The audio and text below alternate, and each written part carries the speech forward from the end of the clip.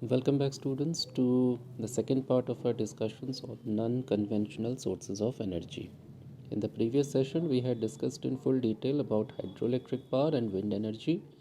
Today, we shall continue our discussion on two alternative energy sources, that is solar energy and geothermal energy. Let's begin with the first topic, solar energy. Solar energy is the energy radiated by the sun in the form of heat, light, as well as ultraviolet radiation. The sun has been radiating an enormous amount of energy at the present rate for nearly 5 billion years. The present rate is around 4 into 10 to the power 27 watt. It is estimated that the sun will continue radiating energy at the same rate for about 5 billion years more. The radiant energy emitted by the sun spreads in all directions, and only a small part of solar energy reaches the outer layer of the Earth's atmosphere. The solar energy reaching a unit area in unit time at outer edge of the Earth's atmosphere, exposed perpendicularly to the sun rays at the average distance between the sun and the Earth, is known as solar constant, and its value is about 1.4 kilowatt per square meter.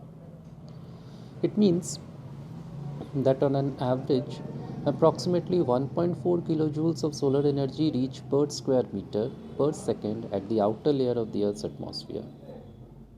However, nearly half of it is absorbed while passing through the Earth's atmosphere, and the rest half reaches the Earth's surface. Most of the ultraviolet rays, which are harmful to living beings, are absorbed by the upper part of the Earth's atmosphere, known as the ozone layer, and the solar energy reaching the Earth's surface mainly consists of visible light rays and heat radiations. The solar energy received by the Earth is absorbed by the landmass and water bodies, that is, river, lakes, and seas. This absorbed solar energy is responsible for various natural phenomena like blowing of wind, evaporation of water from water bodies, formation of clouds, rain, snowfall, sea waves. Plants too use the solar energy to manufacture their food by the process of photosynthesis. Thus, the sun is the ultimate source of most of the energy sources known to us. Mankind has been utilizing solar energy for various purposes, like for drying of food grains, fish and firewood, or drying of clothes, obtaining salt from seawater, etc., since early civilizations. Modern devices designed to harness solar energy are solar cookers, solar water heaters, solar water pump, solar furnaces, and solar cells. The solar energy is available in diffused form. It spreads throughout a given surface. This means solar energy is not concentrated in a small region. Therefore, for successful and commercially viable operation of solar energy devices, we must collect solar energy over a larger area or over a long period of time. Moreover, the surface receiving the solar energy should be blackened, because a black surface is a much better absorber of heat as compared to a white or a reflecting surface under identical conditions. On the basis of the working principle, solar energy devices are classified into: first, the devices like solar cooker, solar water heater, in which solar energy is directly collected in the form of heat and then used for practical application. The devices like solar cell, solar panel, in which solar energy is first converted into electricity and then this electrical energy is utilized. One might ask, what are the advantages of solar energy? It is renewable, inexhaustible, it is available in abundance, and it can be obtained anywhere and even in remote areas. No fuel or electricity is needed for harnessing solar energy. It is environment friendly, does not cause any sort of pollution.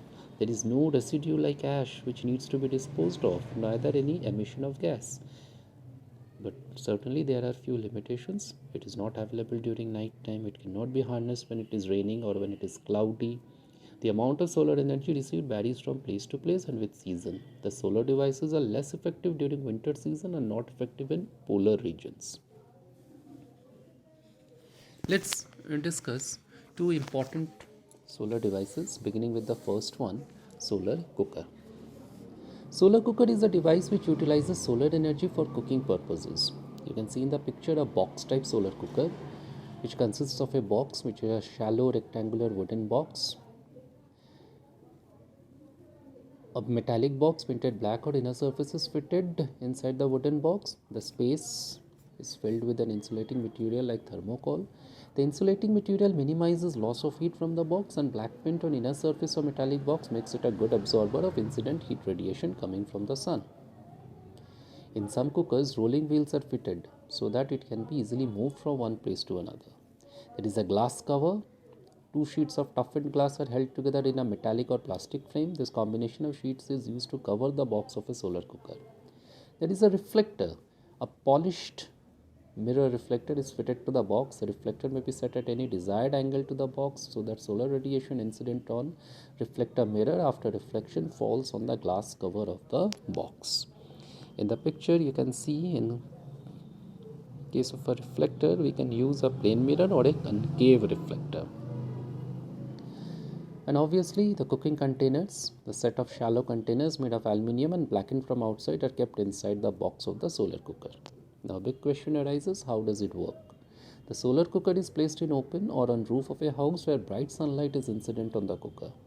We have to adjust the direction and angle of the mirror reflector so that solar radiations are incident without any obstruction on glass plate, and the reflector mirror and radiation falling on mirror after reflection falls on the glass plate. Now, this glass plate has a peculiar property. The glass plate allows visible light and infrared radiation of short wavelength present in sunlight to pass through it and incident on the cooking containers. However, the infrared radiations of longer wavelength emitted by the box and cooking containers of solar cooker cannot pass through the glass plate. Due to this greenhouse effect, heat inside the box is retained by it and temperature inside the solar cooker rises appreciably. When placed in bright sunlight for 2 to 3 hours, the temperature of the food containers containing rice, pulses or vegetables may go up within a range of 100 degrees Celsius to 140 degrees Celsius, and food item may be boiled. In case of a concave reflector mirror, the sunlight incident on concave reflector gets concentrated at its principal focus. If food container is placed at the focus, temperature of food item quickly rises, and now we can even fry something or bake chapatis. Important advantages of a solar cooker is that there is no cost of fuel, cooking is hygienic and nutritious, it is environment friendly, and there is no residue like ash. It does not need constant attention while cooking, and there is no possibility of accidents like bursting of gas cylinders, electrical shocks, catching of fires. But on the other hand, it has its own limitations too. The cooking process is slow and time consuming. It cannot be used at all times as it cannot work after sunset, during rainy season and on cloudy days. A solar cooker can perform only limited functions, like for example, if you are not using a concave reflector, it cannot be used for frying or baking. Position and direction of a solar cooker are to be adjusted from time to time so that it always faces the sun. Next, we shall discuss about a solar cell. Solar cell is a device that directly transforms solar energy into electrical energy. Silicon is used for making solar cells. Now, silicon is a tetravalent element which behaves as a semiconductor. By incorporating controlled but small quantities of impurities in pure silicon, we prepare two different types of semiconductors, which are known as N-type and P-type semiconductors. In a solar cell, a very thin wafer of N-type semiconductor, which is having a thickness of about 0.3 micrometer, is laid over a wafer of P-type semiconductor, which is having a thickness about 300 micrometers. Small pieces of metal, generally silver wires, are joined to two layers.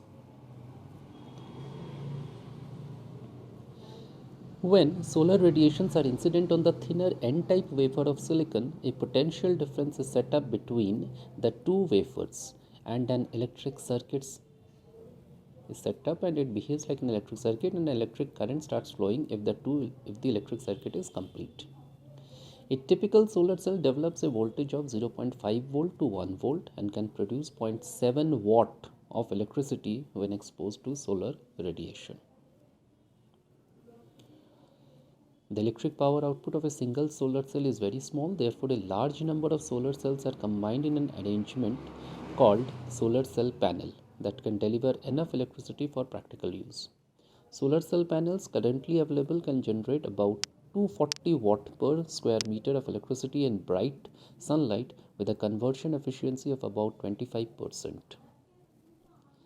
Generally, the solar cell panels are mounted on specially designed inclined rooftops so that more solar energy is incident over it and we get more electric power. Now, talking about the advantages, there are no moving parts and require less maintenance. Solar cells work quite satisfactorily even without the use of any focusing mirror or lens arrangement for sunlight. Solar cell panels can be set up in remote and inaccessible villages or very thinly inhabited areas in which laying of a power transmission line is not commercially viable. Then there are the limitations. Solar cells have many limitations and cannot be used to supply electricity for all our domestic needs. They are quite expensive on account of following facts. The availability of special grade silicon for making solar cells is limited and hence expensive. The entire process of manufacturing of solar cells is very expensive.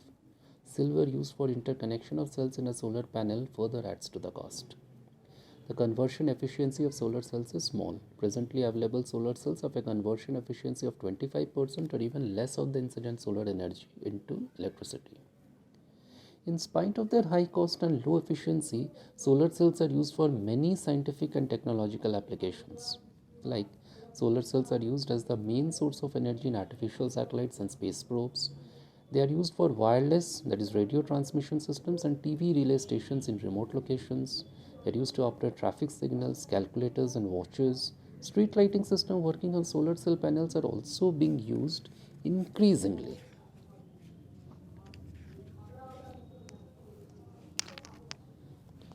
Let's have a view of the map of India showing the solar resource. As you can see in the map, India receives solar energy for greater part of the year. It is estimated that under clear sky conditions, the daily average energy received varies from 4 to 7 kilowatt hour per square meter. In absolute terms, it means that during a year, India receives solar energy which is equivalent to more than 5,000 trillion kilowatt hour. In the map, you can see some of the major places having the solar energy resource.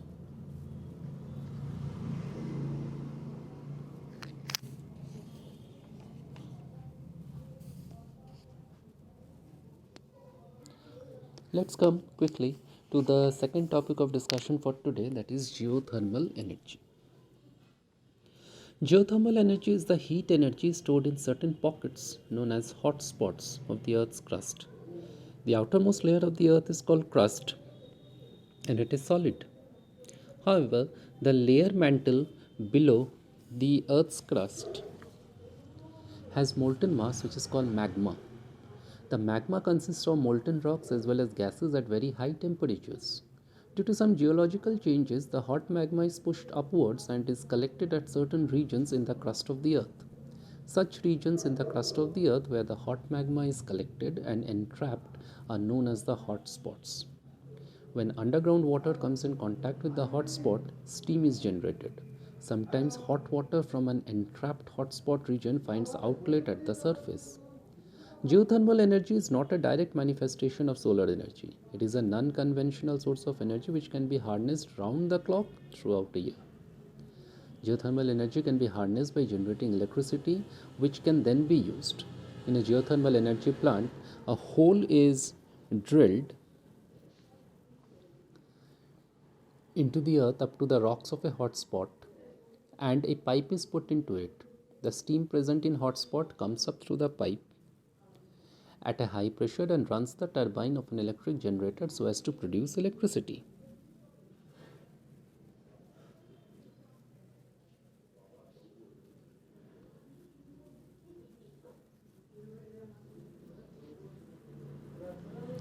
Sometimes two holes are drilled in the earth in the hotspot region and two pipes are put into them.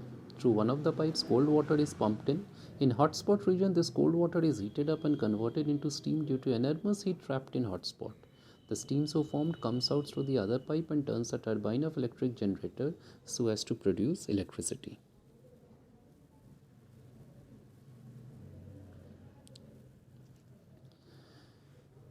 Geothermal energy can be harnessed round the clock throughout the year. The cost of production of electricity by the use of geothermal power plant is cheaper than that produced by conventional sources. It does not cause any pollution and no residue like ash is left behind.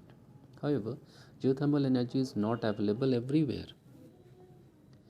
There are very few commercially viable sites where geothermal energy may be exploited.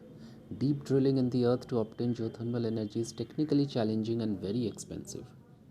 A number of power plants based on geothermal energy are operational in New Zealand and United States of America. In India, geothermal energy can be commercially exploited at few places in Madhya Pradesh and Himachal Pradesh.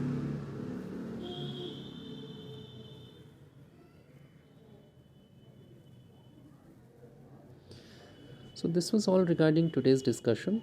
Thank you.